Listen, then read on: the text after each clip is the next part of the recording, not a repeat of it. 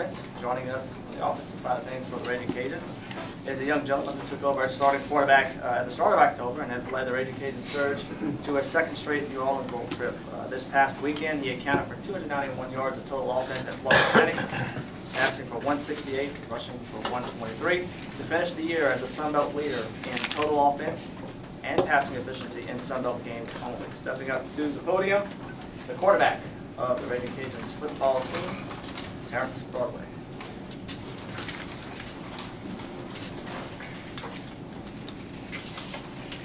Questions you might have for Terrence? Terrence, how much do you have a sense that you're in for a shootout in New Orleans?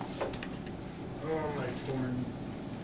I don't really have a sense for it because I know the things that our defense has been struggling with, they're going to get them fixed. And we believe in them as an offense on the team, so I don't really have a sense for a shootout coming 22nd.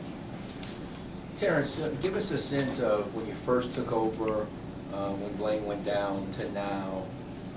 You know, how much easier things are now, how much progress you've made as games go on, just from then, that first and second game to where you are now. I had a lot of learning to do.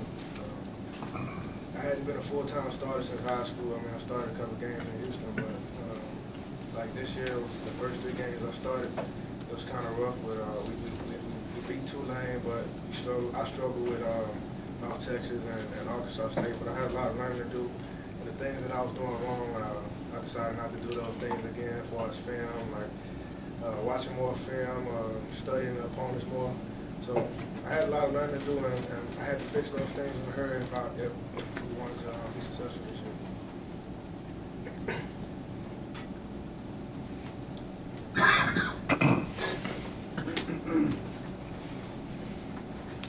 Terrence, looking back and then going forward, as you said that you struggled a little bit when you first got in there and had the opportunity. But looking back now, do you feel where are you at now as far as your comfortability in their offense and the things that they're asking you to do now as far as execution-wise? I feel like I still have a long way to go, even though I finished the season strong, and as an offense we finished the season strong. I still think that we still haven't reached our stride yet. We still have a lot of things to work on, and over the course of the next 3 weeks, I think we're going to get it done.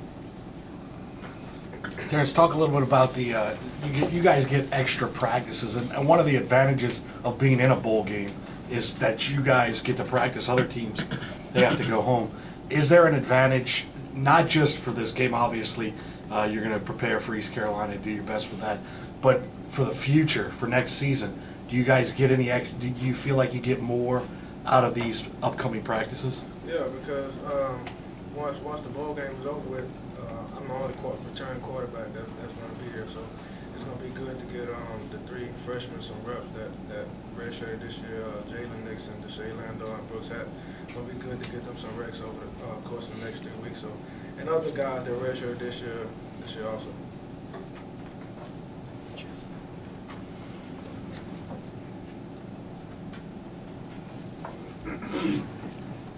Terrence, going back to Saturday, your guys could have just, you really didn't have a lot to play for as far as bowl games, winning seasons, and so forth. How much did scoring right off the bat sort of give you all a little bit of boost in that game? We really did have a lot to play for, really, because we didn't want to go into the bowl game flat and losing to an opponent that really wanted to beat us and spoil us going into the bowl game. So, I mean, we really had a lot to play for, and as far as us going early, it really helped us out in the course of the game to know that we could really move the ball on these guys. Terrence, what were your initial thoughts when you heard you guys would be playing ECU? And I know you haven't had a chance to, really game plan for these guys yet, but what do you know about them just outside you? I know the last game they played against Marshall, it was a shootout, so I know they're going to score, and we just have to score also if they're putting up the points. That's one thing I really know about them as well. Terrence, talk about playing with Andre Huball. A lot of folks think quarterback, they're changing all the plays, all the audibles, but he's got a lot to do with that too. How much does it help having him? It helps because Huball is a very smart center.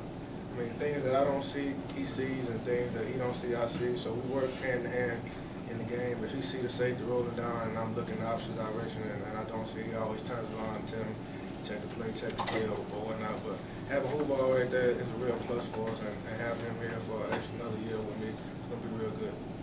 Terrence, you running the ball, now that you seem more comfortable in the passing game, is it, you know, the running, more tempted to run then or now, or how do you go through those decisions of whether to run and not run?